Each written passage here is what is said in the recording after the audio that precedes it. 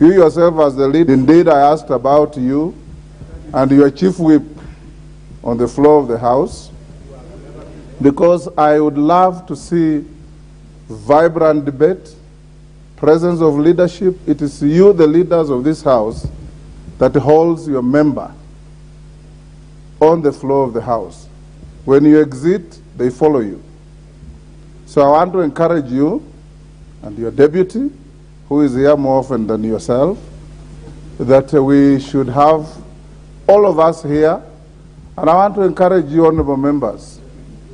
There is a walkway out there. We have good gardens in the Parliament. We can pick it out there. Please give this House the dignity, the decorum that you carry for the people of Kenya. Because nobody out there will be impressed by you as an elected member. When you stand up and throw your arms in the air and shout at the top of your voice, you demean the very stage of this House. Honorable, and I have tremendous respect for you, and nobody will intimidate you in my presence. Yes, so don't cry about intimidations. Honorable Ichungwa, your counterpart, is not in the business of intimidating people, and I will not allow him to do so either. So it is so ordered. Order. If Wamboka, you have been a victim of Ichungwa's intimidation, you come and tell me, I'll protect you. Let's go to the next order. We are now going to question time. Order. Order, Honorable Wanjala. I'm not giving you any chance. Next order. We are on statements and questions. Order. Order, honorable members. If you read your standing orders, we say question time starts not later than 3 p.m. We are now at 3:17. The Minister for Education is here. There are your colleagues who have filed questions on behalf of the people they represent and the country. We shall now welcome the Honorable Ezekiel Machogu, the Minister for Education, and I call upon the member for Embakasi West, the Honorable Mwenje, to ask the first question. Honorable Mwenje. Honorable Mwenje.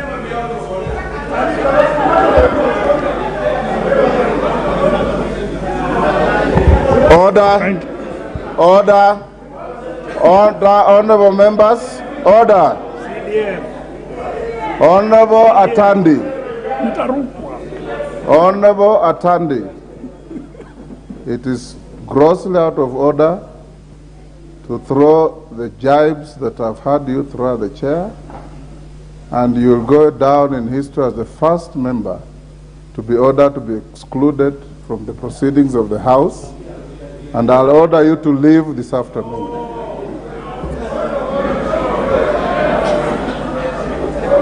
Honorable Atandi, take your leave. Take your leave, Honorable Atandi.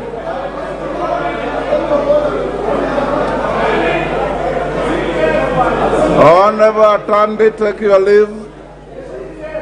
You know very well that the Speaker has a lot of time for you, but you have no right to say what you said. Take your leave. Honorable Atandi, take your leave. If the chair was to be drastic, I would have asked somebody to name you, but I will not. Just take your leave quietly. Order, Honorable Wandai. Let me finish with Atandi first. Order, order. Honorable Atandi, take your leave. Order, Honorable Wandai. Order, Honorable Wandai. You don't own any member in this House. You only lead members. You don't own any member. Honorable Wandai, you don't own any member. Honorable Atandi, take your leave.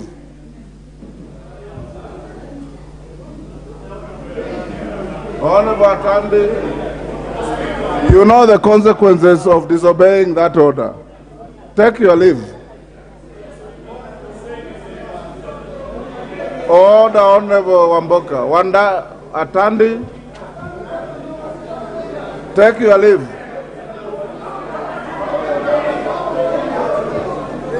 Honorable Atandi, take your leave.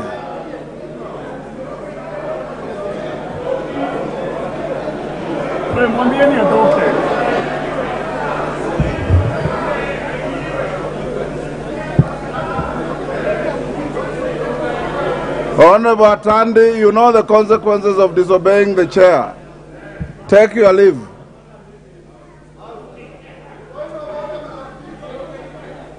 Order, Honorable Wanjala. Honorable Atandi, take your leave. Just take your leave. You are now a stranger in the house. Take your leave.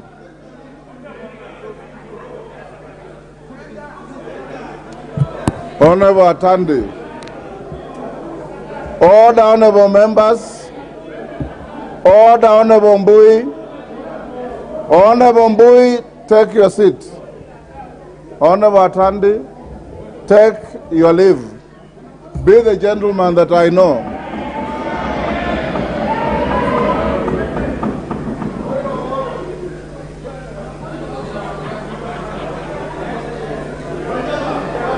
Honorable Mwenje, ask your question. Honorable Mwenje, are you in the house? Ask your question. Thank you. Thank you, Honorable Speaker. Could the Cabinet Secretary explain the action that the Ministry has taken against those responsible for invading Umoja Primary School on 5th April 2023 and give the status of investigations into the invasion and indicate whether any suspects have been arrested in connection with the incident? State the disciplinary actions that have been preferred against the head teacher and the Board of Management following the invasion of the school. I'll give you. Yes. Explain.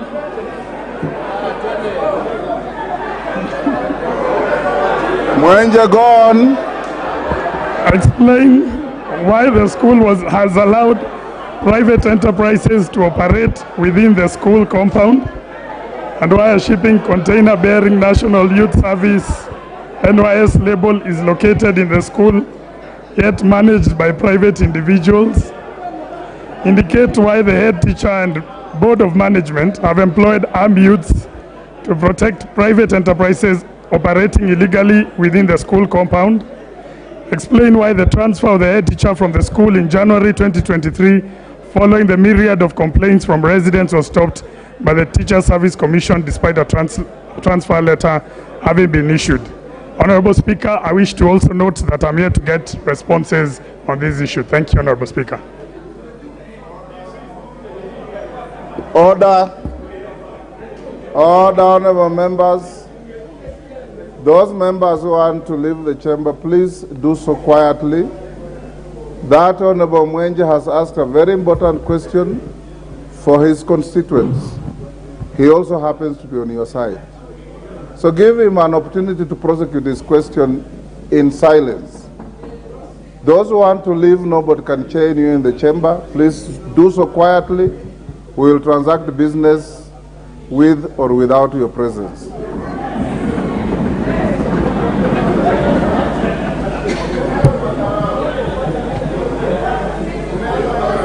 Thank you, Honorable Speaker. I think, should I repeat the questions or? The Minister has heard you. Thank you, Honorable Speaker. Minister, now you answer that question. And honorable members, those with supplementaries, you can go to intervention. The screen is full as usual. I will probably end up using a show of hands to give you an opportunity to ask. Go on, Waziri. Thank you. Thank you, Honorable Speaker, sir, and honorable members, and my friend who has raised the question, Honorable Speaker.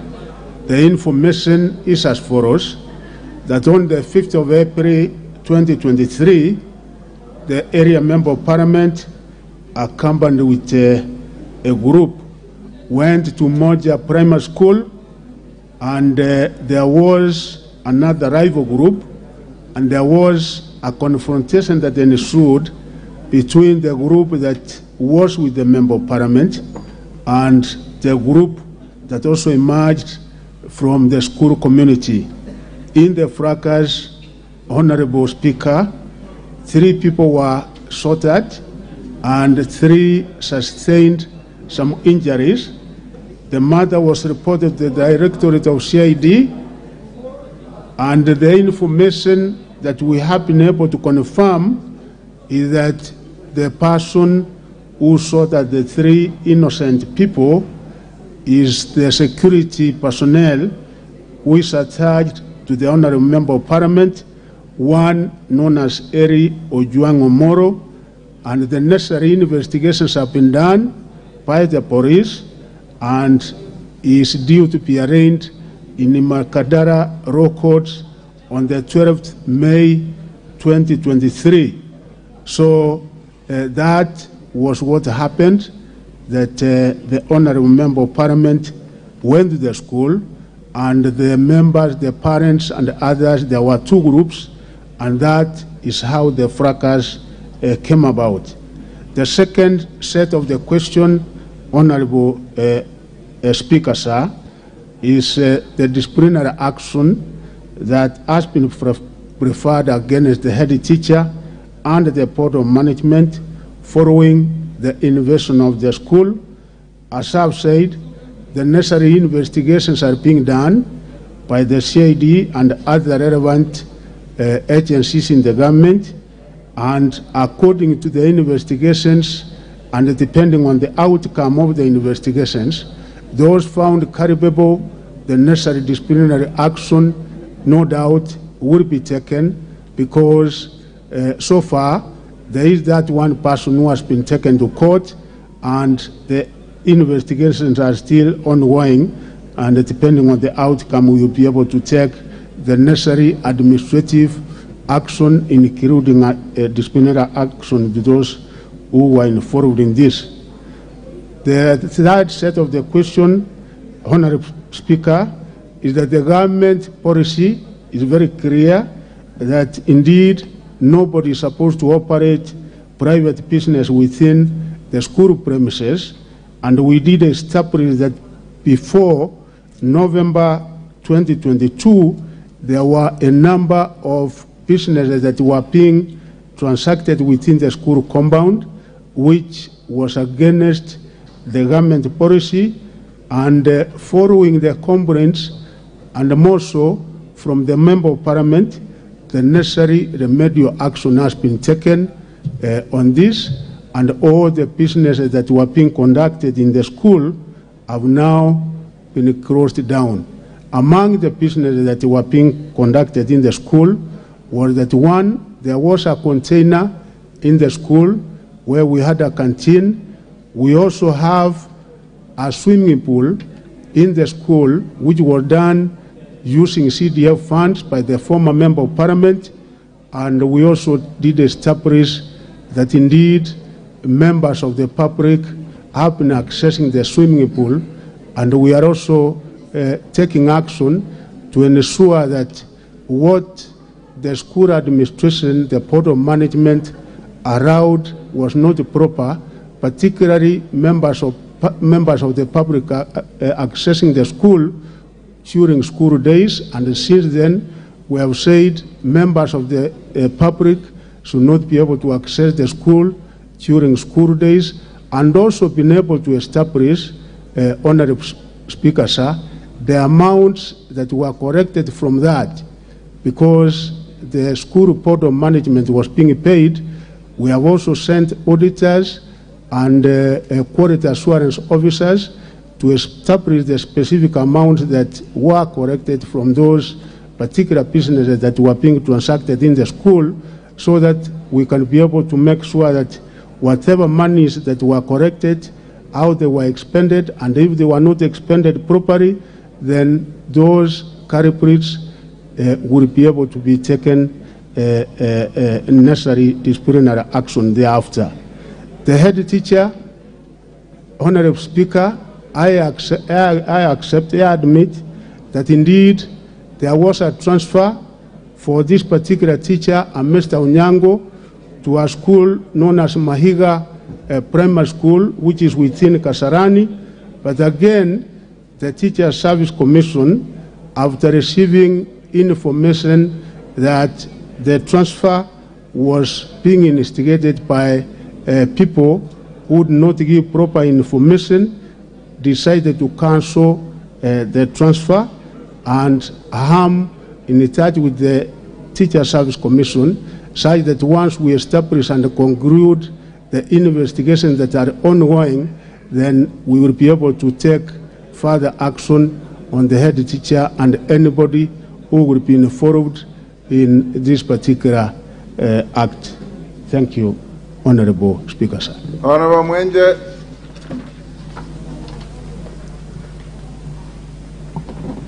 Thank you, Honorable Speaker, and I thank the Cabinet Secretary. Frankly, Honorable Speaker, the Cabinet Secretary is giving us information that was in the public domain. Allow me to follow up with a two supplementary questions. Is that could the Cabinet Secretary provide the identity of the person responsible for allowing the armed youths who invaded the school? Secondly, Honorable Speaker, can the Cabinet Secretary tell us why a container, he's just admitted that the container is being used as a canteen privately and it is marked NYS. Why is it, can he confirm the container belongs to the school? Is it owned by a private individual? And why is this happening while there's a head teacher and a BOM? How is this appropriate? Can the Cabinet Secretary kindly explain this? Thank you, Mwenje. Thank you, Honorable Speaker, sir. Minister, take a few supplementaries. I'll allow 2 or 3. Honorable Bukose. Okay. Just take the notes, then you'll answer. Okay. Thank you, Mr. Speaker, sir. Yes.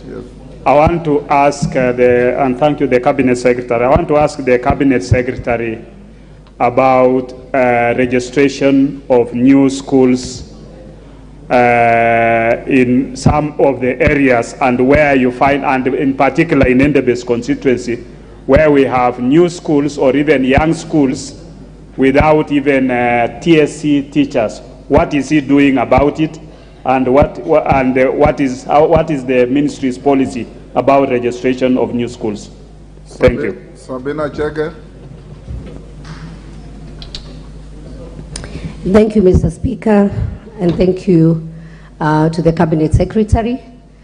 Mr. Speaker, I've been a chair previously for education, and I want to thank him for the work he's doing.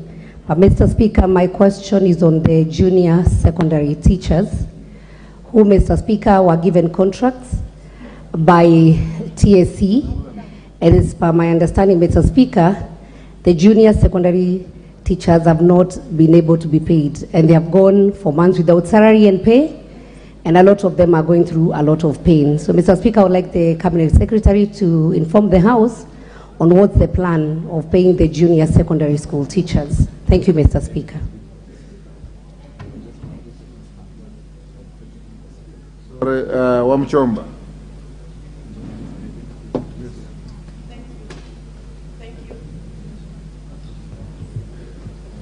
Thank you, Mr. Speaker, and thank you to our Cabinet Secretary in the House. Mine is to direct a question to the Cabinet Secretary on matters drug and substance abuse in school, noting that the presidency, through the Deputy President, has initiated a campaign to rid off drugs from our schools and from our communities. What is the ministry doing to support this campaign so that we can rid off drugs from our learners, especially in day public schools, both primary and secondary?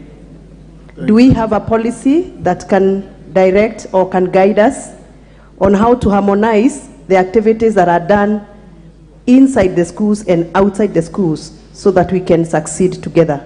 Thank you, Mr. Speaker. Wow, member for Bahati. Today is the day of the ladies.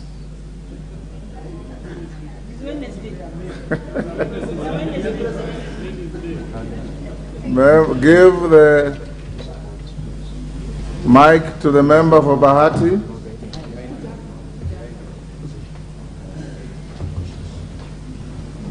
Thank you, Mr. Speaker. My question is directed to the Cabinet Secretary, and mine is to request that you tell us how far are you to complete equipping all the TVETs that the government has put money into, because those institutions need to be used, and unfortunately they are not in use because we lack equipment. Thank you. Yes, Hassan.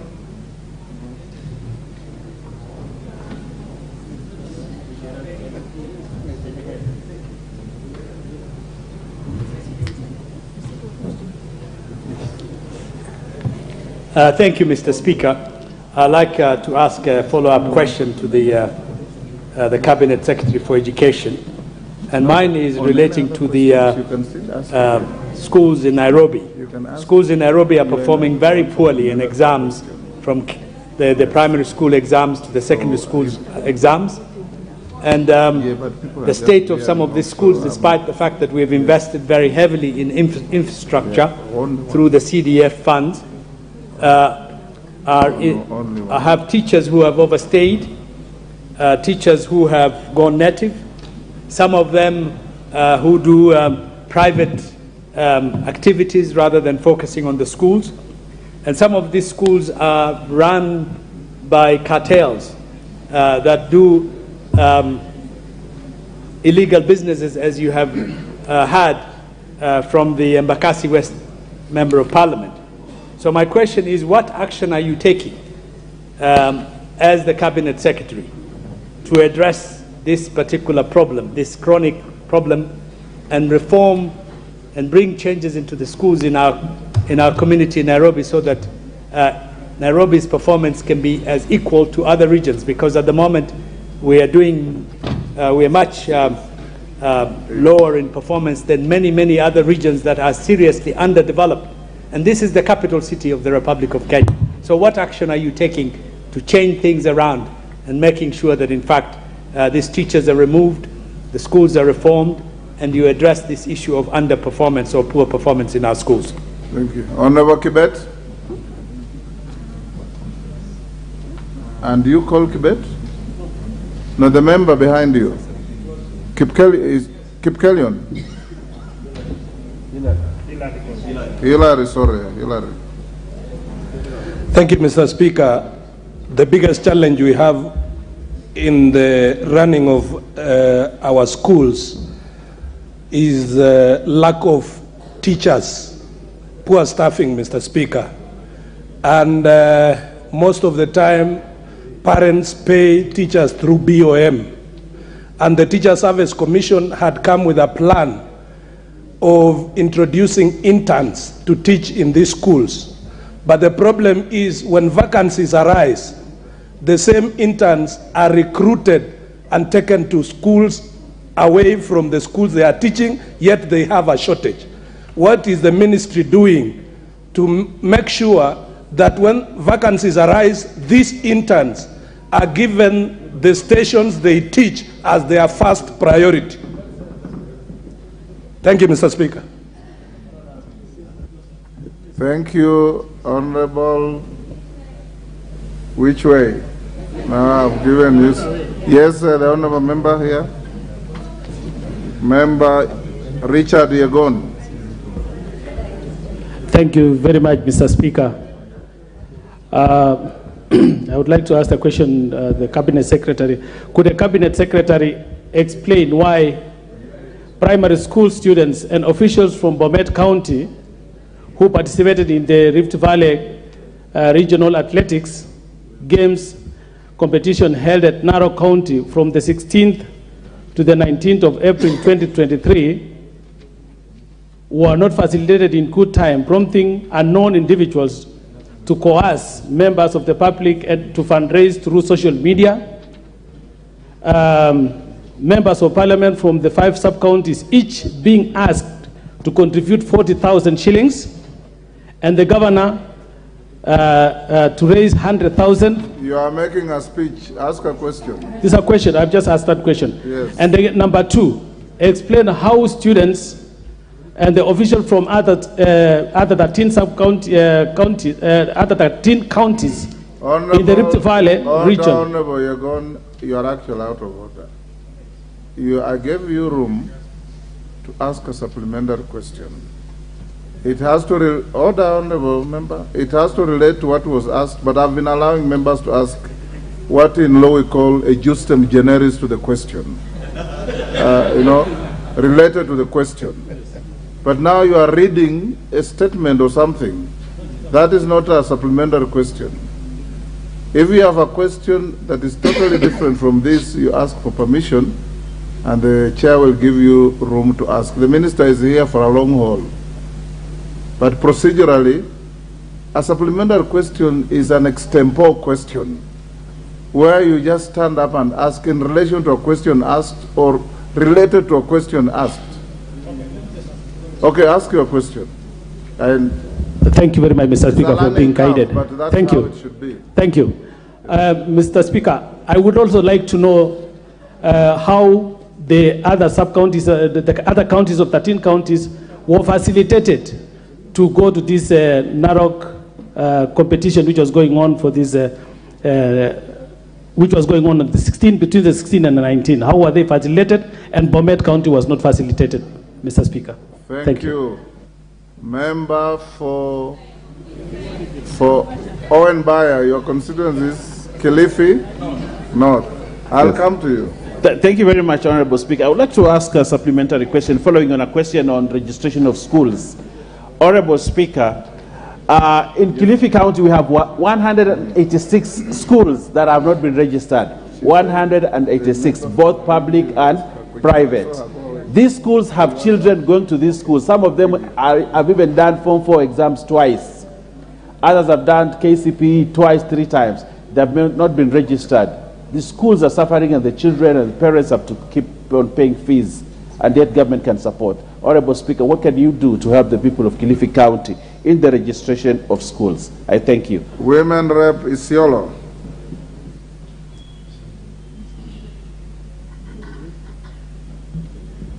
Thank you, Honorable Speaker. Minister, be ready to answer those, then we'll do another round. Just hold your horses.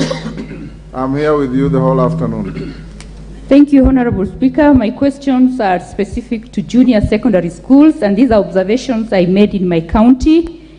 And I want to know why junior secondary school textbooks supplied are for only 3 learning areas out of the 12 which other counties have received. For the case of Isiolo, why only 3 out of 12 learning areas? Number 2, why classrooms and laboratories are not enough for junior secondary school learners in my county? The other question still on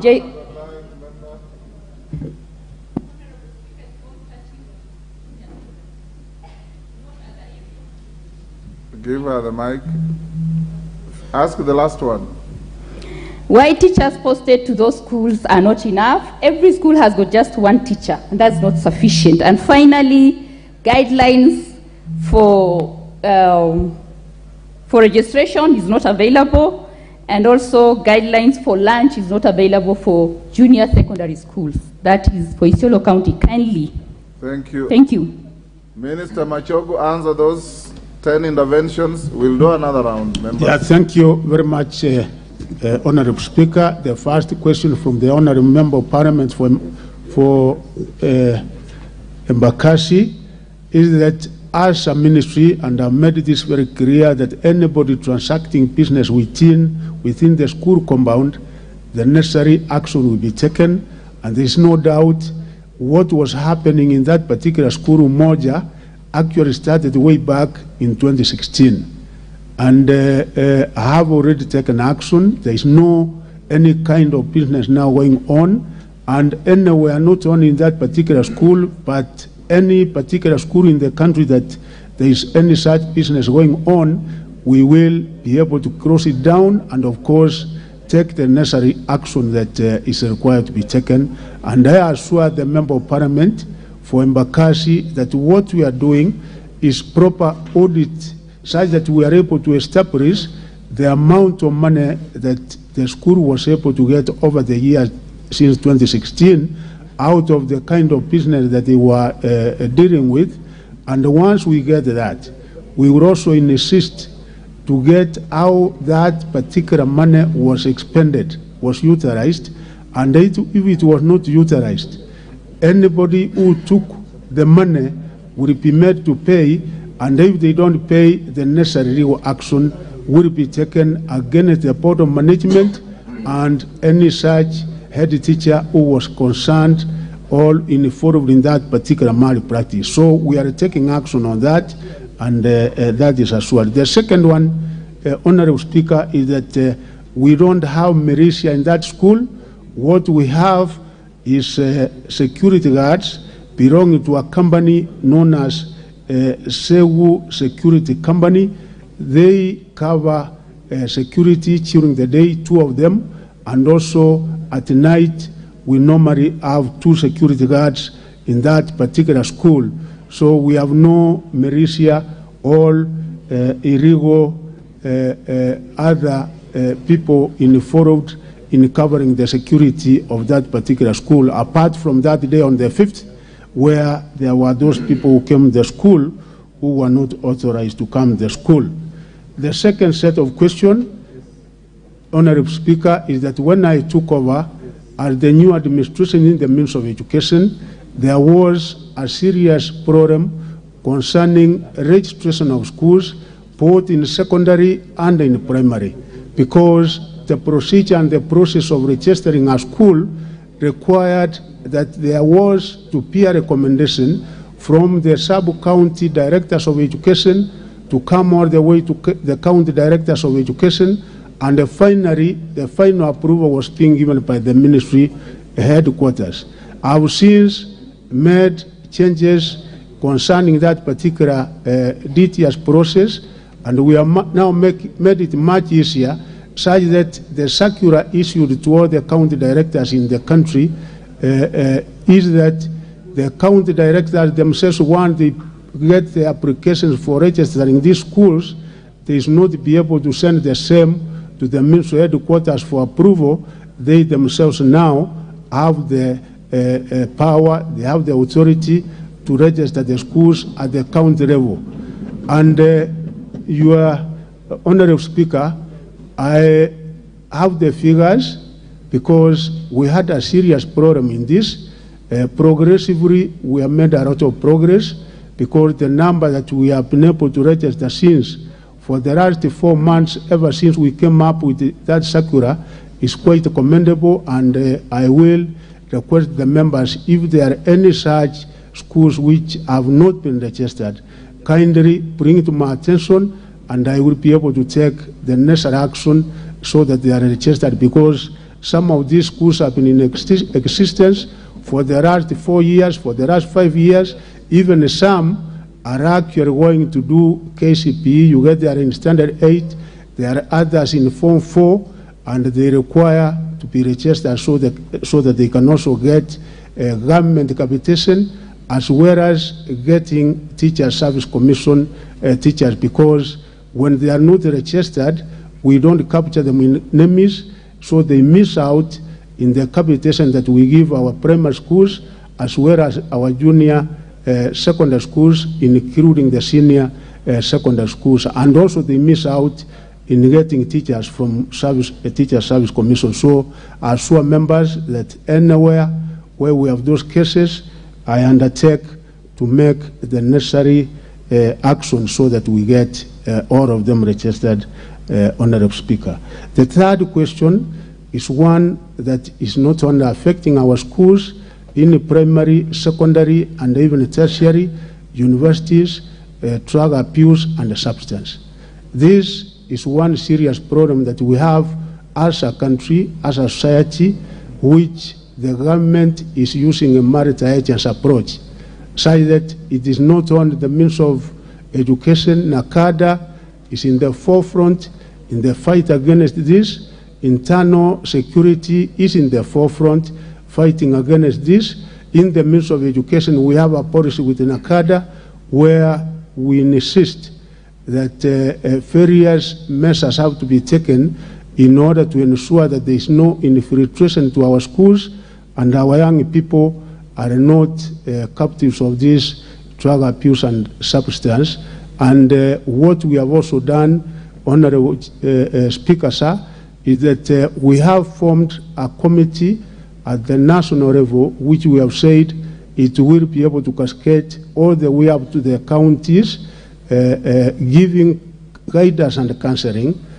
Chaplaincy, we have said we must have chaplaincy in each and every school. We must have teachers who will be doing guidance and counseling in each and every school, because apart from, of course, drug abuse and substance, we also get that our young people in schools are involved in certain other malpractices that can be addressed once we have proper guidance and counseling in our schools. So it's an issue which, of course, we cannot deny that it is affecting our schools, and we are very keen on this to make sure that the necessary remedial measures are taken to prevent our schools and the young people from being involved in these social vices. The other one is TVETs. Yes, 71 of our technical and vocational institutes are supposed to get equipment, and I want to assure the members, Honorable Speakers, that the Kenya Kwanza administration is very keen on the technical and the vocational training, because that is what the market, that is what the country requires, and indeed that is what will make us as a country to achieve the 2030 vision, and even what we have set as an agenda in the government. And we have entered into negotiations, and I think the Chinese government did make an agreement that they will be able to supply the equipment. Myself and the CS National Treasury have signed that agreement, and I think even the contract that the supplier is supposed to supply the equipment, Africa International, is already on it. So we expect that the equipment will be available anytime soon, so that we can now be able to send the required equipment to the 71 institutions which have been identified. Nairobi schools, thank you, Member of Parliament, because I'm equally concerned, because our performance in Nairobi schools is not very good, and not only in Nairobi, Honorable Speaker, because when we assess the schools in the country, almost 3,000 of our schools, you get, there is no single student who gets to university, no C+, 3,000 schools. And when you analyze the performance, particularly in KCSE, what do you get? 40% of our students get D, D-, and E. So the problem is not only in Nairobi, but various other parts in the country, and as a ministry, we are also addressing this particular issue, such that we look at, is it the principals, is it the teachers, is it the parents, is it the environment around which is making our students not perform? And we are having meetings, conferences. We will also have one in Nairobi, Honorable Member, where you will also be able to attend, because the meetings we are going to have will be able to inform the local leaders. I was in Kirivit the other day, and even the Member of Parliament was also able to voice the same concern, that for years they have not had a student getting an A in Tioro County, and we did agree that we will be able to have an approach where all of us come together and look at a solution in order for our students to be able to perform. And I'm sure that what will really concern the honorable members is, like last year, 354,000 students, not only from Nairobi, but all over the country, got D minus and E, which was 40% of those who did KCSE. There are equally very good schools in Nairobi performing very well, like Nairobi Primary School and the Nairobi Junior School, and quite a number which also perform so well. So we will be able to partner with the area member of parliament and the other local leaders so that we are able to get a solution in this particular program of performance in our schools. I also undertake to investigate, because yes, where you find program principals been in our school for 10, 15 years, even if he was a good performer, it reaches a point where probably cannot be able to offer anything new in that particular school. And of course, it comes to a stage where we say we transfer them after a time, and we will be able to investigate on that so that we take the necessary action. Honorable Speaker, members know that shortage of teachers is of course a problem that we are faced with, not only in one area but in the entire country.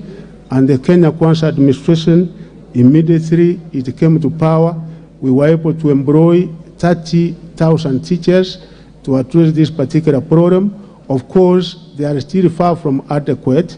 As we move on, we will also be increasing these numbers progressively, of course, taking into consideration that we also look at the economy, because as we employ them, they have to be paid. So this is one problem that we are also looking at, and I'm sure as we move forward, the situation will be better than it is. Interns, yes, honorable members, honorable Speaker, we said because of the problem we have, we employ interns.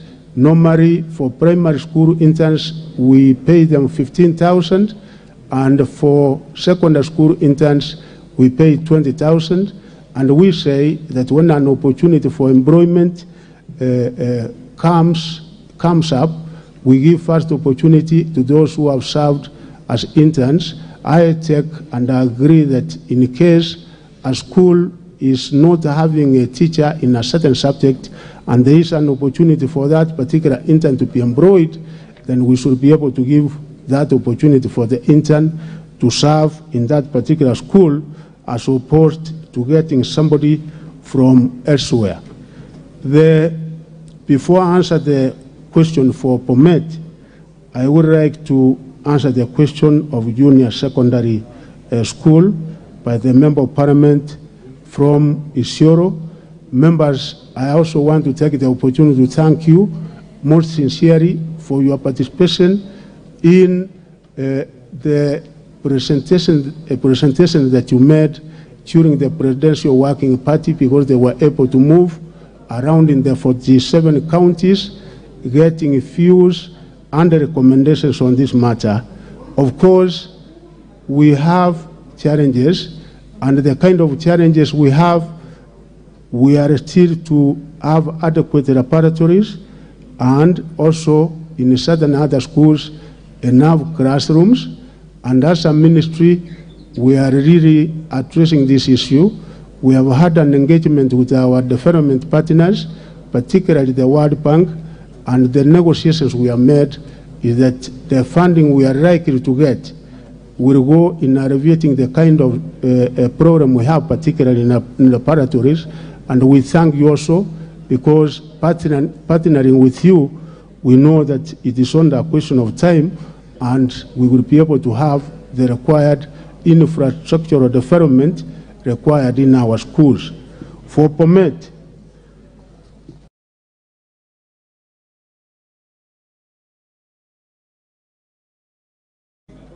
explain us for us. Yes, and I. Mr. Speaker, I'm sure you must have realized a while back, I stepped out of the chambers and I retreated to my office. But while there, I have really agonized. First, it is the first time, I think, since I joined this parliament in 2013, that a member in this case, a member of my coalition, Order, has been sent out without... Order, Honorable Wandai. Order, Honorable Wandai. Order, Honorable Wandai. Take your seat. Take your seat. Honorable Wandai, you are very senior. We are having questions. It's in the middle of a question. And I would expect your point of order would be if something is out of order about what the minister is saying. What you're asking is something spent. You cannot, under our standing orders, retreat out there and come back to challenge the decision of the chair. You also know, and that the chair is not in the business of compounding misconduct. And if you have come back with something else, when time comes, I'll give you to say. But you can't walk into the chamber. Order, Honorable Wandai. You are more decent than that. You can't walk into the chamber and demand to hear about a decision of the chair which is out of order when the minister is in the middle of answering questions. In fact, the reason I allowed you a point of order is perhaps I thought you wanted to say the minister was misleading the House. But if what you are trying to say is what you want to say, I will not allow you. Order, Honorable Wandai. Order, Honorable Wandai. Order. Order, Honorable Wandai. Minister, continue. Minister, continue. Mr. Speaker, I want to answer the question from the Member of Parliament for Bomet, and I want, Mr. Speaker, this year the Ministry released a calendar for the resumption of curricular activities for basic education in institutions after we had suspended the same for the past 3 years because of COVID-19 pandemic. Bomet County was able to undertake all the Term 1 activities for both primary and secondary schools as per the calendars given by the Ministry of Education. In particular, the county participated successfully as follows. All the 5 sub-counties within the county had their competitions and successfully presented their teams for competition at the county level. The county had the competitions in all categories, both at the county and the regional levels as given here below. Summer festival for both primary and secondary schools were held at county level, and the winning teams presented to represent the county at the regional festivals that were held in Kitare, Trans Nzoia County between 20th and 26th March 2023.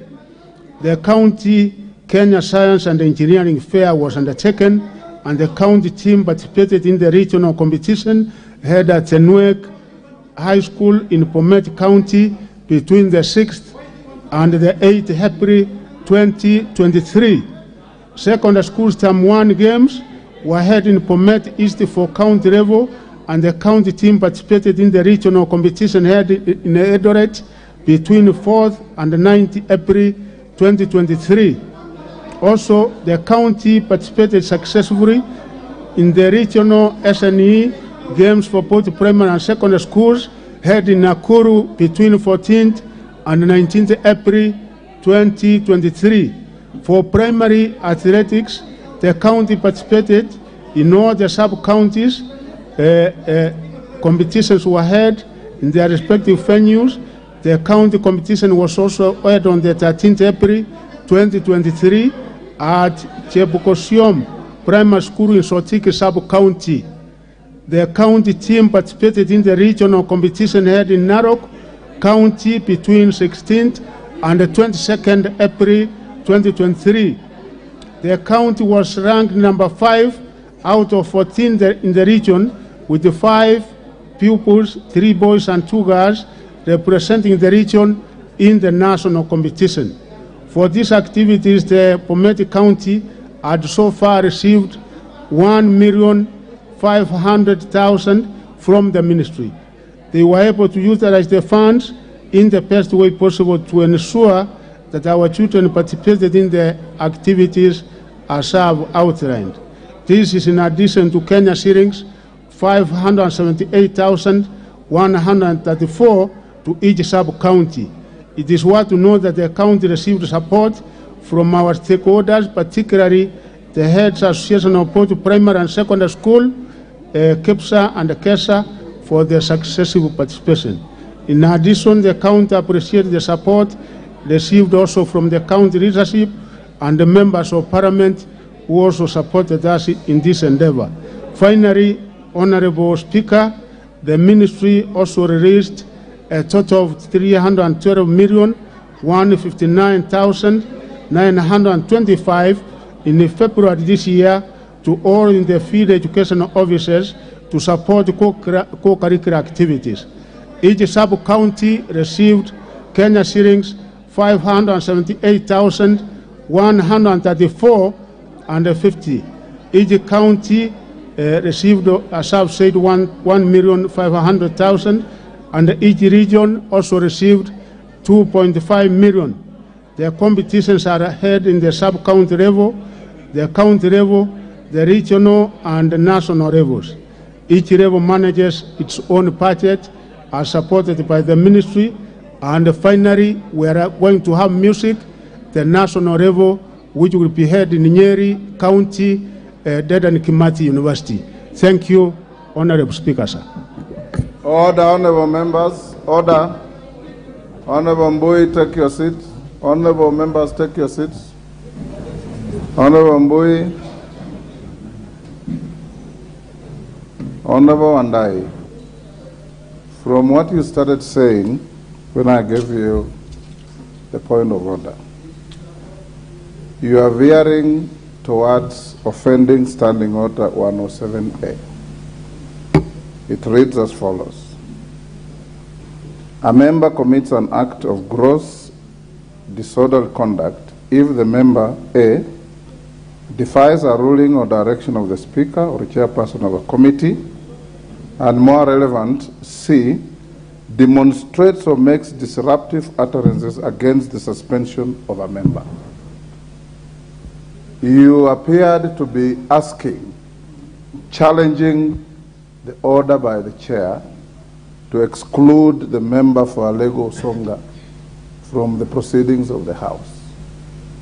The Speaker sits here, the Speaker listens, the Speaker watches, the Speaker hears, and the Speaker can also decipher from what is going on in the House. That you didn't hear the offensive words that the member uttered does not mean he didn't utter them. Secondly, by the Speaker repeating those words amounts to compounding an offense on the floor of the House. And the Speaker can note and will not regurgitate what the member said. The member has been sent out in a proper manner, and an attempt to challenge that offends Standing Order 107A, which you yourselves passed to govern the proceedings of this House. When you stood on a point of order, I thought you were going to challenge the veracity or accuracy of what the minister was saying. It turned out to be far from that. And the chair will not allow any member, whether in leadership or not, to engage in challenging rulings and directions from the chair, because the standing orders don't allow that. So let's carry on with taking other supplementaries. If you have questions to ask, I'll give you the chance. If you want to ask about the suspension of Honorable Atandi, I will not give you. Honorable Mbui, I have never known you to conduct yourself in the manner you are doing. I have never, and I've been with you for a very long time. Please regain your decorum that I know. And let's have the House run in proper order. Those with supplementaries, Honorable Johanna Ngeno. Thank you, Speaker. I wish to ask the Minister concerning the issue of delocalization, which were discussed and done both in this House and outside, and found to have been an illegality. And it was reversed. But the teachers, Mr. Speaker, who was sent on that delocalization process, when they came back to their original areas, they were denied to go back to their schools. I wish the Minister to tell this House what exactly the ministry is doing over that issue. Thank you, Mr. Speaker. Member for Kitui South. Thank you, Honorable Speaker, and thank you, Cabinet Secretary.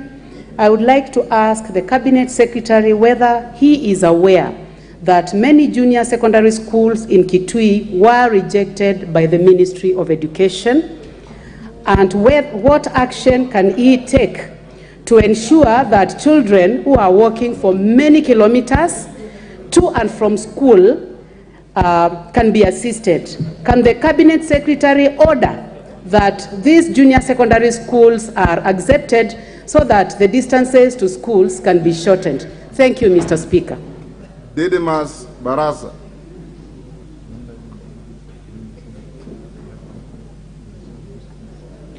Thank you, Honorable Speaker. I want to ask the Minister to confirm whether it's legal or illegal for a principal of a day secondary school to turn away children in the pretext that they have not paid lunch fees. And if it is illegal, what action will the Minister take against principals who will continue to lock out children from sitting from the exams and learning because of a failure to pay lunch fees, yet the government has paid their tuition fees in totality? I thank you, Honorable Speaker. Member for Ganze.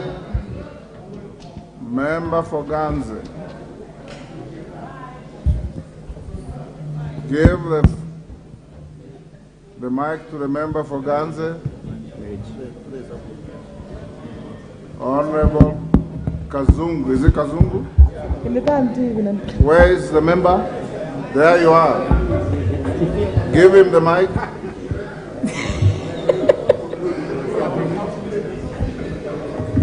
Member for Ganze. Thank you, Mr. Speaker, and also thank you, the Minister, for coming here to answer our questions.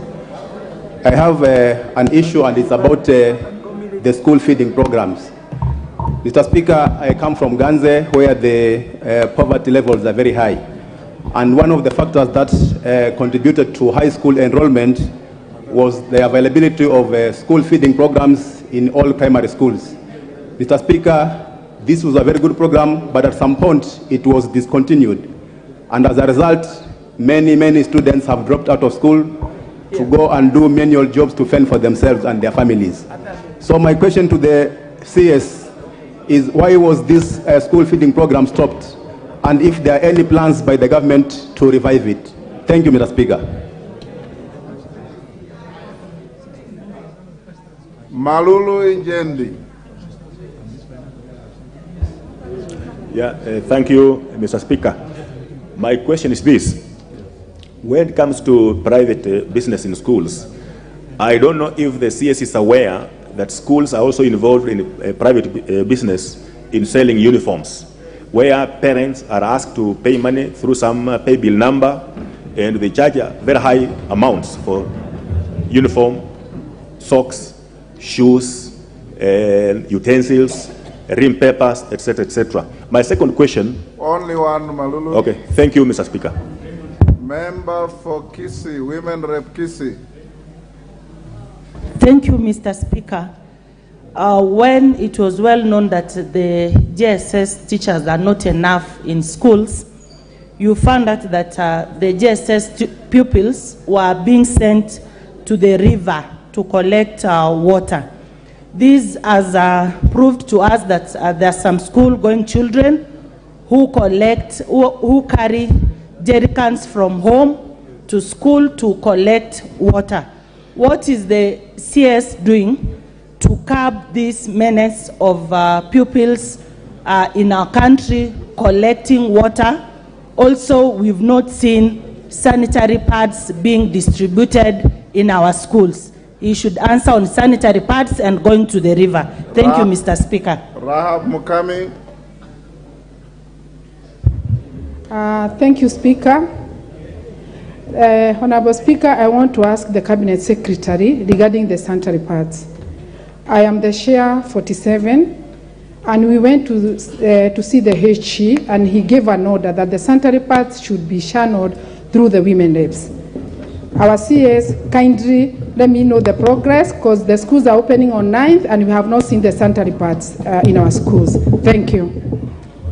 Minister, answer those. Honorable members, the next 3 questions are on education, and I can see we're asking questions about our constituencies and issues education generally. Let him answer those 3 supplementaries or 4. I'll allow the next 2 questions, then I'll allow you to ask the questions that you have. So just hold your horses. I said hold your horses and you lift your hand, Mama. What's the problem? Honorable Member, thank you. Mombasa, I'll give you a chance. Just hold your horses. Thank you, Honorable Speaker.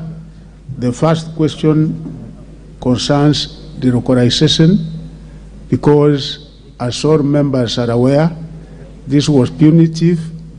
It is something that actually led to the breakdown of families, and we did a reversal to this and said teachers who want to go back to their home counties can be able to go back to their home counties, and we have transferred back to their counties where they had originated from quite a number of teachers. I don't have a specific figure as of now, but next time I will be able to give the honorable members the specific figure of teachers due to the policy we have now as opposed to the localization, which we call nationalization, because we want our teachers to teach comfortably from their home counties or another county that is of their choice. And I know that this is ongoing because, again, there are teachers who have also chosen to be in the counties where they had been transferred to. Originally, where they were, after they were transferred, they have now chosen to be where they are. So there are also quite a number. But again, we cannot be able to transfer them to the exact school because we have to look at staffing of that particular school before we transfer back.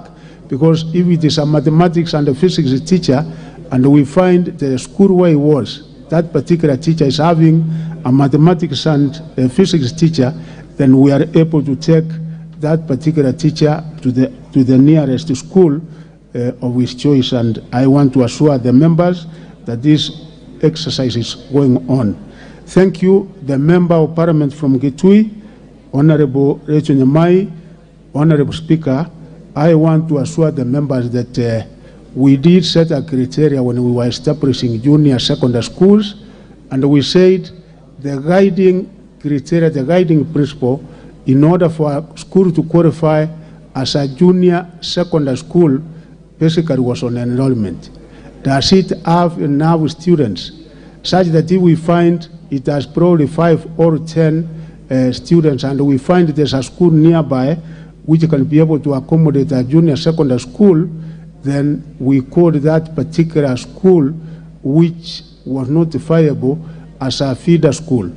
We did an assessment of 32,000 primary schools, and out of the 32,000 primary schools that we carried out an assessment, 23,000 public schools qualified, and also 5,000 private schools qualified.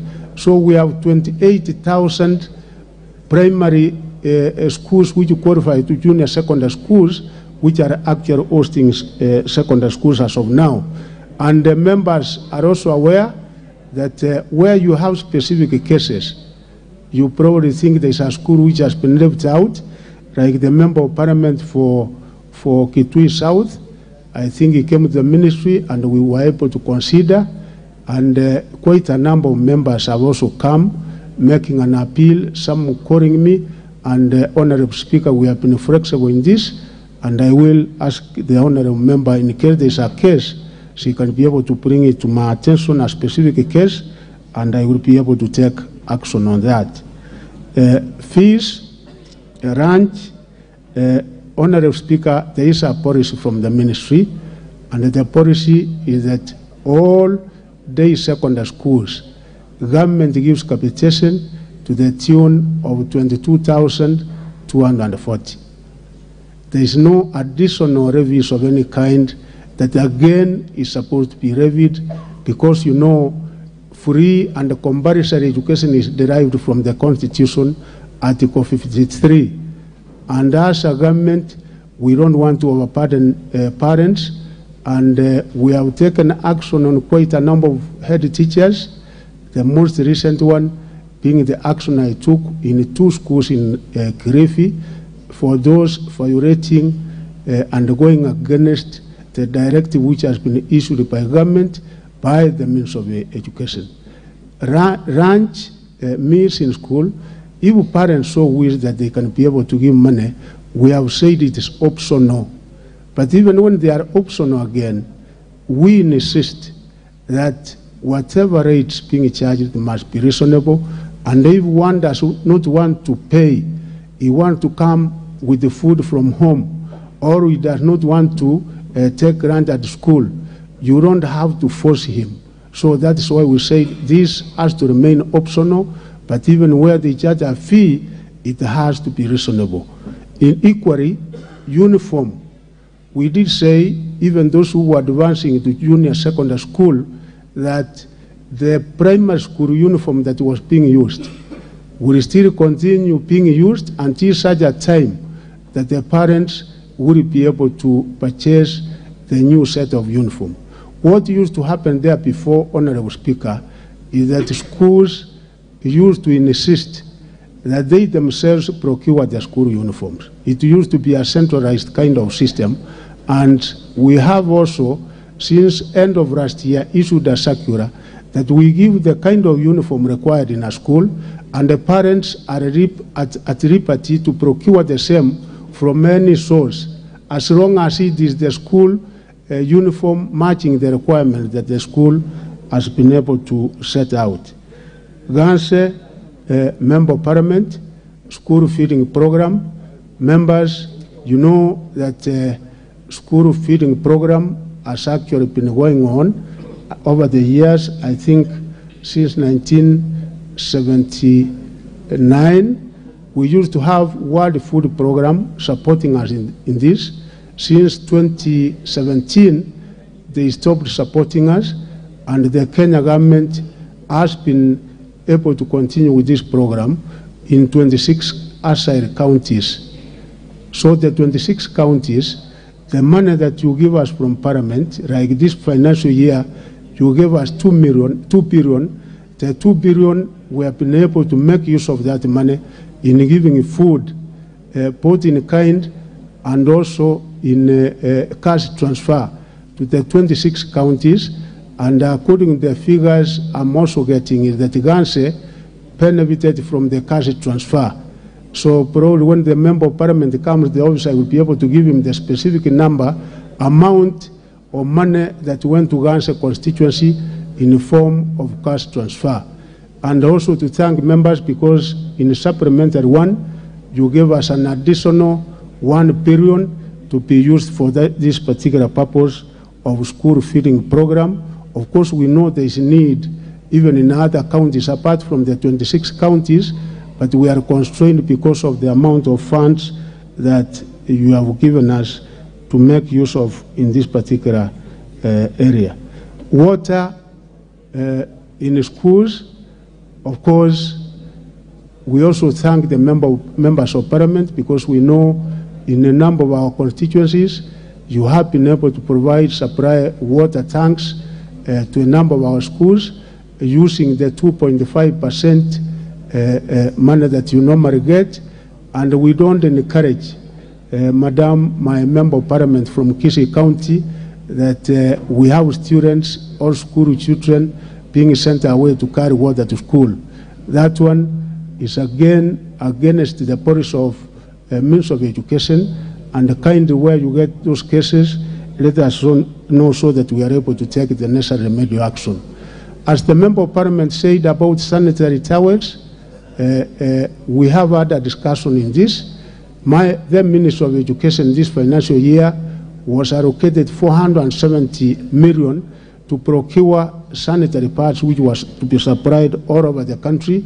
But because of the kind of discussions that were being held, that the money was supposed to be transferred to means of public service, and others were of the view that the same money should be transferred to the county women members of parliament, I think there is a meeting which has been scheduled for that particular aspect.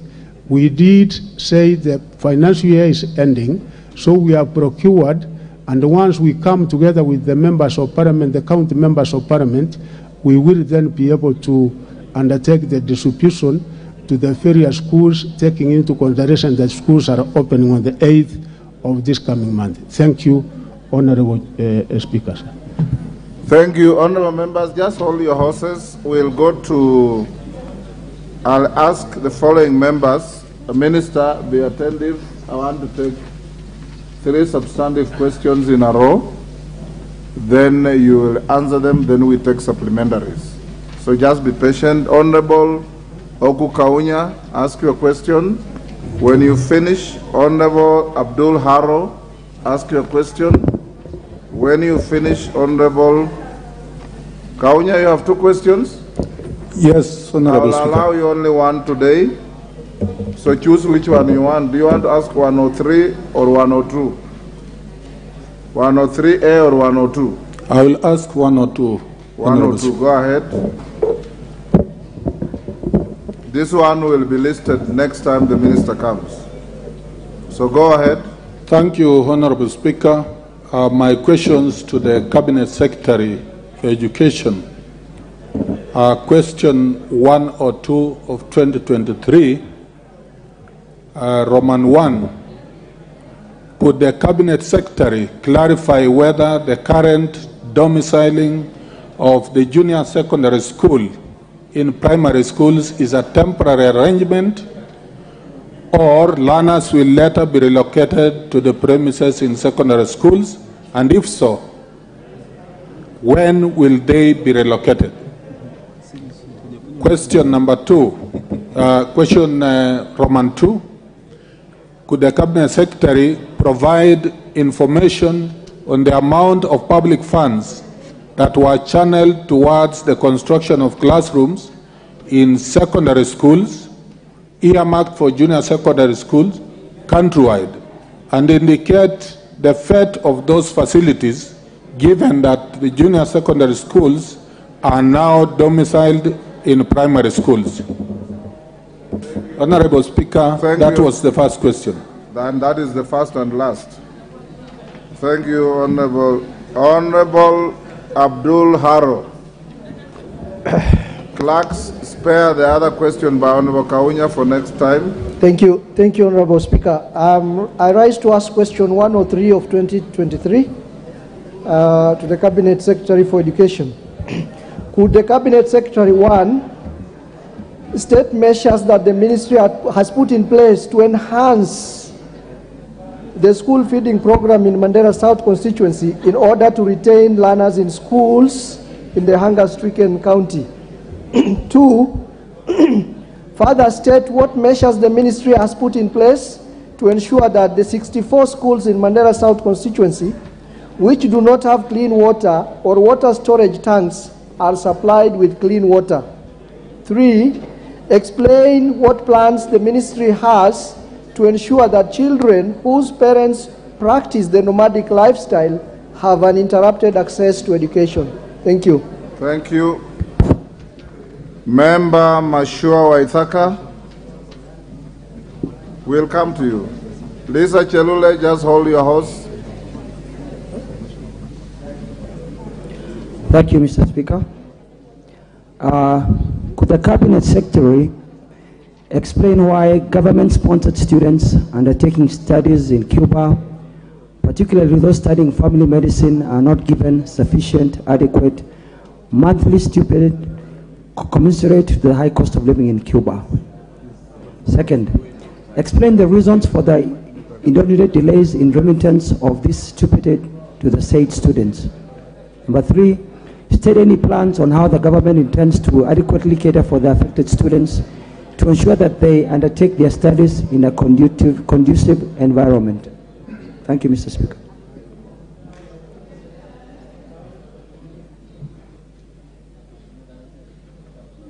Hold on. Minister, you can now answer those three questions. Thank you. Thereafter, we'll take many submissions. Thank you. Thank you, Honorable Speaker. The first question from the Member of Parliament, Honorable Ciuria, is that the decision to domicile junior secondary school in primary schools is not a temporary arrangement, Mr. Speaker. The matter has been considered extensively, and the decision was made after considering a range of key factors. As you are aware, all the members here, is that a presidential working party was established in order to take views from Kenyans, and the presidential party went around the country, the 47 counties. It was able to engage with the unions, it was able to engage with the experts, and I'm aware, Honorable Speaker, that even there was an opportunity for members of parliament here also to give their views to the presidential working party. And during these stakeholder engagements and the public participation, as it is clearly enshrined in our Constitution, Article 118, this was the outcome, Honorable Speaker, out of the report and the feedback that we got from Kenyans. 86% of the respondents expressed the view that the junior secondary school should be hosted in existing primary schools. 86. Only 11% advocated for hosting the junior primary schools in the existing secondary schools, whereas 2% were of the opinion that the new junior secondary schools should be built. So you can see, being a democratic country, 86% of Kenyans said the primary schools should be domiciled in the existing primary schools, and the report, the interim report, was given to His Excellency the President, and following that, we did implement what the Kenyans said, that we domicile it in primary schools. The key factors given by the stakeholders that led to that particular decision, Honorable Speaker, to domicile junior secondary schools in the existing primary schools, the reasons were given as follows. One, it was established that the age of this category of children is between 10 and 11 years of age. The developmental stage of the runners in terms of age and the cognitive abilities, you can be able to see the way it is considering that age. So runners at this age undergo rapid physical, mental, emotional growth and development challenges, of course, when they are at that age. The other thing that came out very clearly is that at this age, they require a lot of parental support as they undergo a psychosocial and emotional transformation, and Kenyans said it will not be proper to take them to boarding schools and far from their parents. Others said there is need for these runners at this age to acquire knowledge and skills, and at the same time foster social cohesion and appropriate values, which is enhanced by parental involvement and engagement. Finally, Mr. Speaker, it was said that in order for these runners to operate optimally, they required an environment that will be able to provide psycho-emotional development and support at the age that they are in. Mr. Speaker, the decision, therefore, of these junior secondary schools, and of course, having taken 6 years, ever since 2017, when we started grade 1, there is no reversing year that we can be able to go back and reconsider. We are just moving forward with a junior secondary school, and there is no way that we can be able to go back on this. The second set of questions, Honorable Speaker, is that a total of 7,662 million was utilized to build 9,721 classrooms in our secondary schools. These classrooms are currently being used to reduce the ever-growing congestion in our secondary schools. This was informed by a task force that was formed around 2020, Mr. Speaker, which was given the responsibility and the mandate to look at enhancing access, relevancy, transition, equity, and quality for effective curriculum reforms, implementation which was chaired by Professor Fatuma Chege. And it found out that there was a deficit of classrooms in our secondary schools to the tune of 2,663 classrooms by then. As by then, the enrollment in our secondary schools as per December 2020 was 3,405,596 students. By December 2021, a year after, the enrollment in our secondary schools had increased to 3,523,428 learners. By December 2022, this enrollment had grown to a figure of 3,526,197 learners.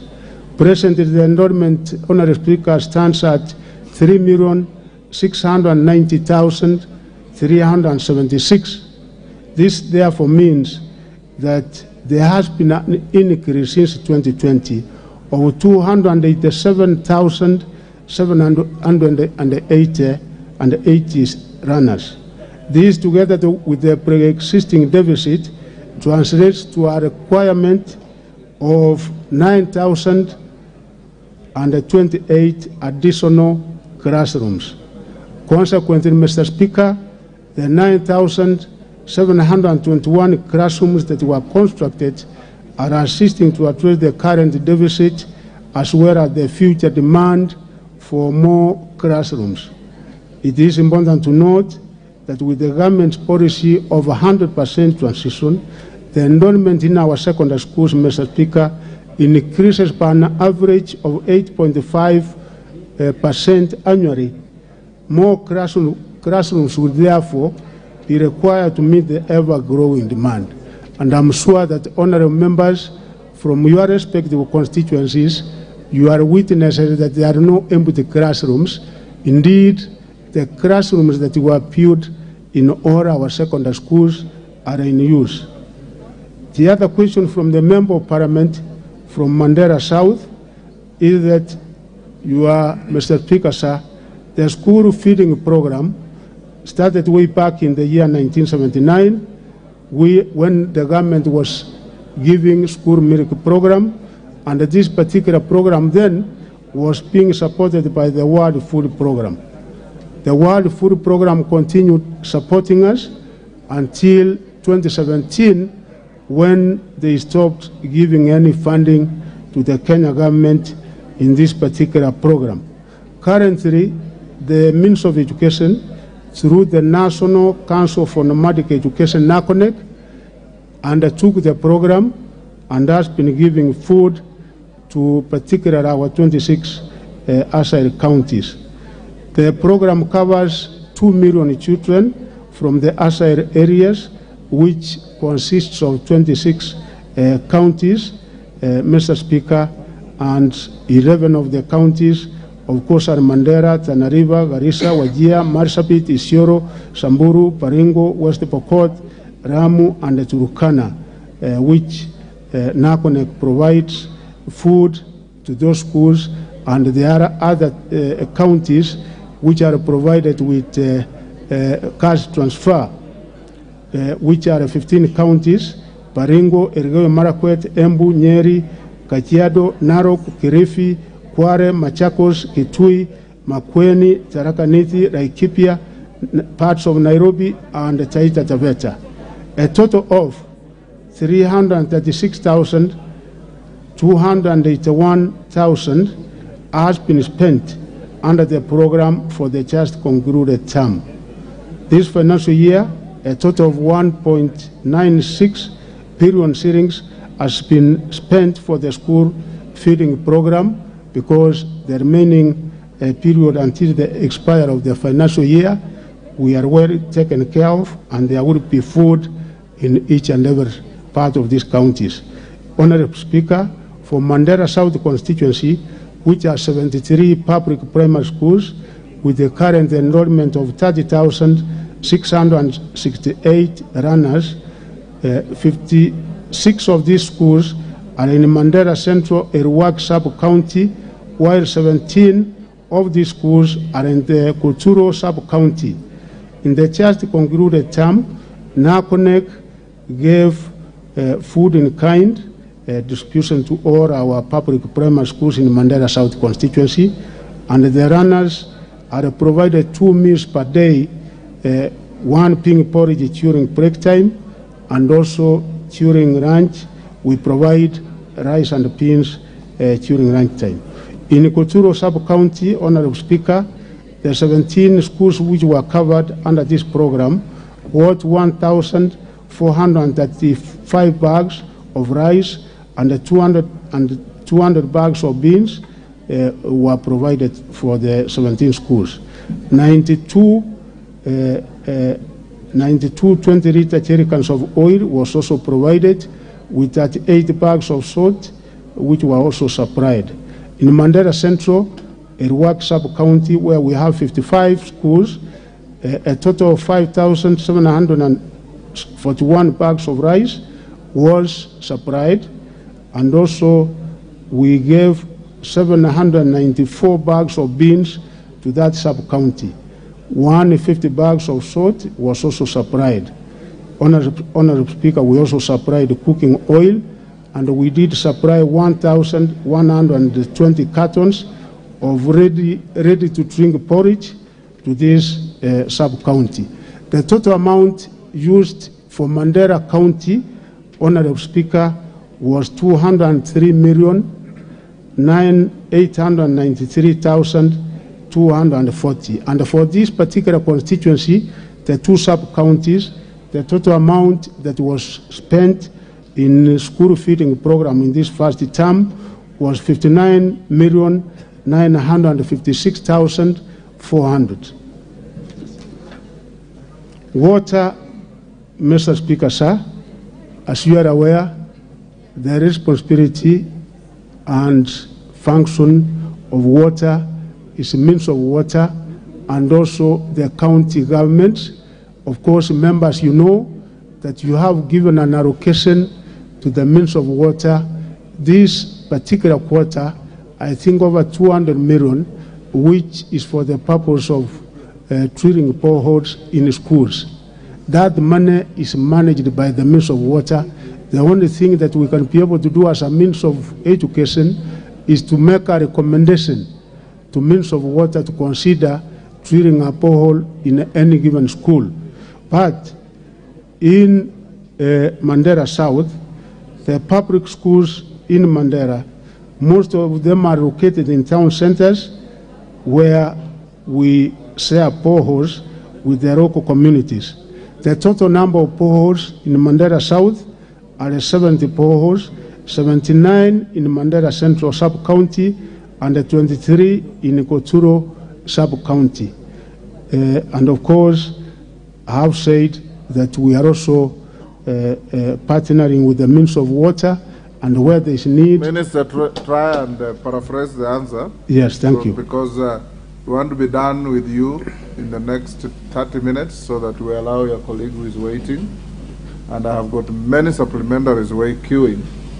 So finish up that and go to... Thank you. So that question, sir, we have the 70 boreholes, and as of now, they are the ones supplying and providing water to our primary and secondary schools in the two sub-counties. And what we are doing to ensure that our students remain in school, and considering the nomadic lifestyle in this particular area, one, Honorable Speaker, is that we have provided food, and the food we provide to the primary school, the purpose of it is to make sure that we retain our children in school, and that has worked out very well. The second other thing we have done in this sub-county and the neighboring sub-counties plus the outside areas is that we have low-cost boarding schools.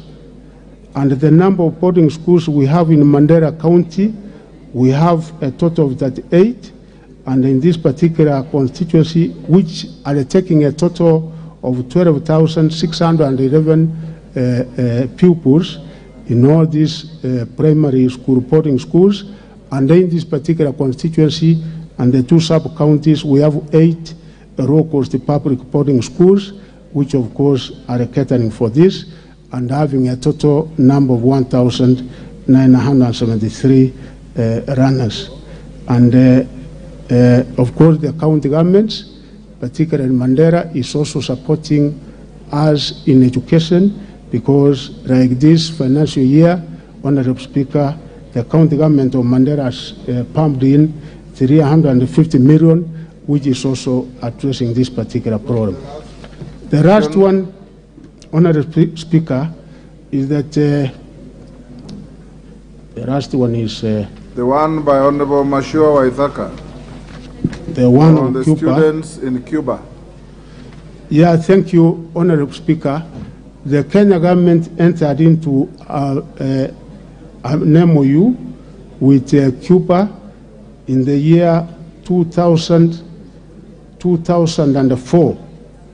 And the agreement entered upon was that Cuba will be providing bursaries, scholarships, partial scholarships. They provide for tuition, they provide for accommodation, and they take 2 students per given year. And it has been happening since then. And the Kenya government initially used to give a bursary to each and every student that qualified until the year 2011. And since the year 2011, Honorable Speaker, as a government and as a country, we have not been able to give the stipend that we used to give, not only to our students who access these scholarship programs, but even those who access them in European Union countries and other countries. We don't give any stipend as such, so the parents, the households, have to meet their cost. Thank you, Honorable Speaker. Yes, the first supplementary will go to the questioners. One supplementary. Thank you, Honorable Speaker.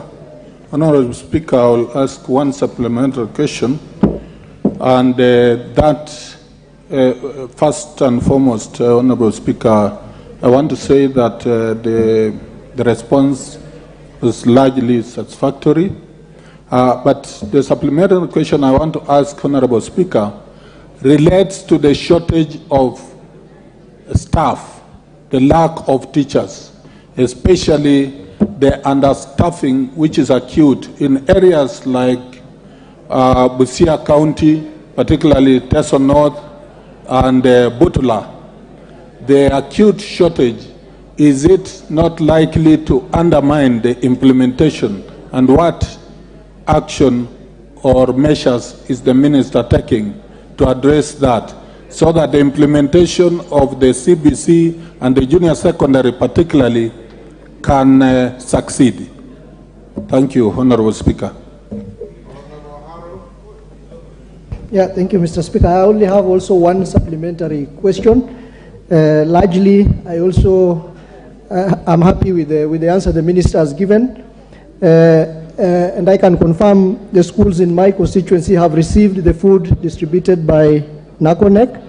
Given that NACONEC is doing a good job in terms of this food distribution, and given that the other major problem we have in the schools, especially in ASAL's, Mandera South constituency being one of it, is the provision of water. I have indicated there are 64 schools in my constituency which do not have source of water and do not have even storage, even if you track water to those schools. Would the minister tell us whether it is possible to have a conversation within government, because he has told us the water supply is the function of the Ministry of Water, so that this water is also done through the ministry, and if possible, NACONEC is given an expanded function to include provision of water to schools as they provide food, like it is happening in other jurisdictions. For example, in Nigeria, the Nigeria Council for Nomadic Schools. Honorable member, you are making a speech. Ask your question. Thank you. My question is, would the minister liaise with his counterpart in the Ministry of Water and see how that service of water provision for schools can be consolidated under one institution, like for example NACONEC, so that as they provide food, they can also provide water. Thank you. Thank you. Waithaka? Yes, thank you, Mr. Speaker. The Cabinet Secretary said that in 2004, the Cuban government got into an agreement with the Kenyan government to provide bursary and other requirements for the students in Cuba. But according to my constituents who have kids in Cuba, they're being forced to do harambes. And this has not been the agreement that was signed has not been in effect. So I would ask the Cabinet Secretary to please confirm whether this agreement is still is in effect and if it's being followed. Thank you, Mr. Speaker. Thank you. Mama Zamzam, Mombasa. Thank you, Mr. Speaker. And my question goes to the Minister for Education.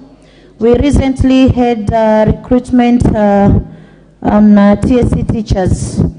And unfortunately, Mombasa, we had teachers who were on probation for so long, some 2 years, some 1 year, but they never got to get this chance. I want to ask, which criteria did you use to recruit these teachers, and why was Mombasa left out? Thank you, Mr. Speaker. Sabina Cheke, what's your point of order? Thank you, Mr. Speaker. My point of order is on a question I'd asked the minister on the payment of the junior secondary school teachers. Mr. Speaker, I didn't hear him respond to that question. I didn't hear him respond. If you didn't answer, note that. Yes, please. Lisa Chelule.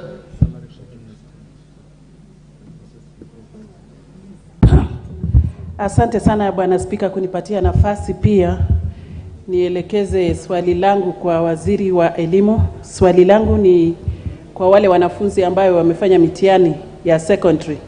Sijui kama ana habari kwamba kila wakati watoto hawa wakienda shule kwenda kuchukua stakafadhi sao wanakatazwa kwa mambo ya fee balance ama kama hawajamaliza kulipa school fees. Asante Bwana Spika. Bwana Spika, tuko na shida kule Nakuru ya Njoro University. Bwana Spika, wacha tu niseme hii sababu imekuwa muda sana nipate hii nafasi. Tumeketi hapa na mheshimiwa ya Njoro na sisi wote kama watu ya Nakuru tunauliza ufufulizi wa Egerton University. Tuko na shida sana na watoto wetu wanapitia mashida mingi. Asante. Nyakundi.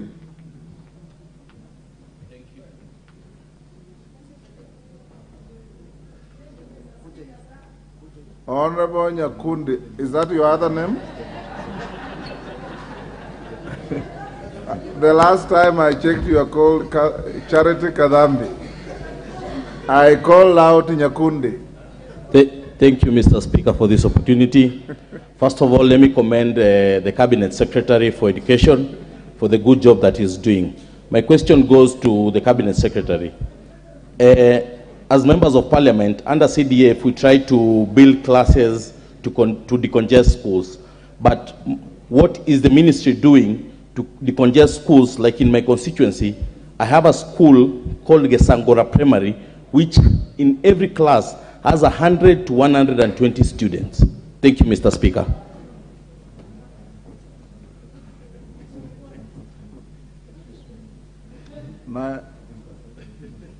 Beatrice Elachi. Thank you, Mr. Speaker. My question goes to the Minister, as I appreciate the work he's doing, to just tell us whether it is possible to inform us on how the ratios of kids are done through the national government, so that when we are also supplementing with either bursary or even just doing the buildings of the schools, we are able to know, so that we don't also misuse resources in double allocation, and maybe the ministry has already done. Cameron.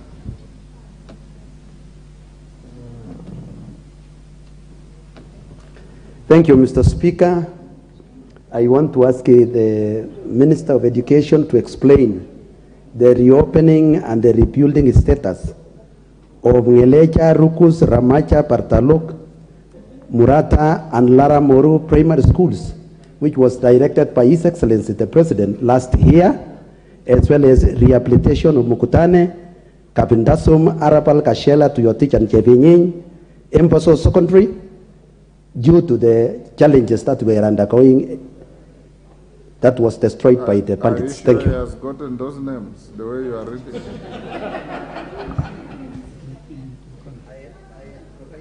Can you write those names and hand over to him, to the minister? Naomi Wako, you have one question at a time. Hand over to him. Thank you, Mr. Speaker, sir. I would want to ask the minister one brief question, as I also want to appreciate his effort and also his effort of visiting Marsabit in terms of education. Could the minister explain on the implementation of CBC in ASAL counties, considering the challenges of network, and most of our schools have, schools that are not even well built, and some of them are even studying under very hardship situation. So can he explain to us the measures that they are putting in place in order for CBC to be implemented, and considering the nomadic nature of our lifestyle? Thank you. The member sitting in front of Naisula, what's your name? Honorable. Thank you, Speaker. I'm Honorable Lekumontare Jackson, MP Samburu East. Samburu East. Yeah, thank you, Honorable Speaker. I have a question. Could the minister tell us why the schools do not have textbooks? Some of the secondary schools do not have textbooks, although they are giving set books, but there are no course book until even they see the exam without textbooks. Thank you. Martin Wanyonyi.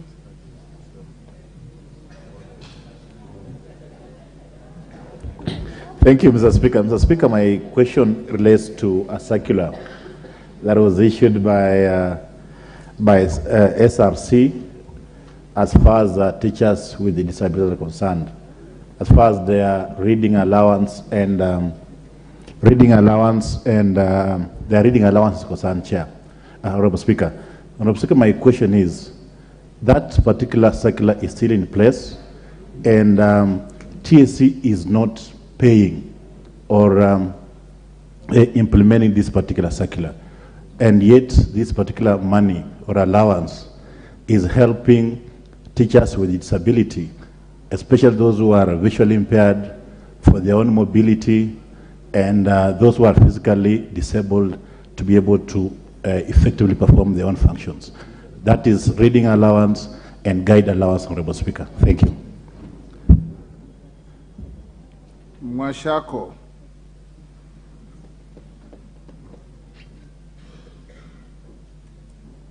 Thank you, Honorable Speaker. My question goes to the CS Education.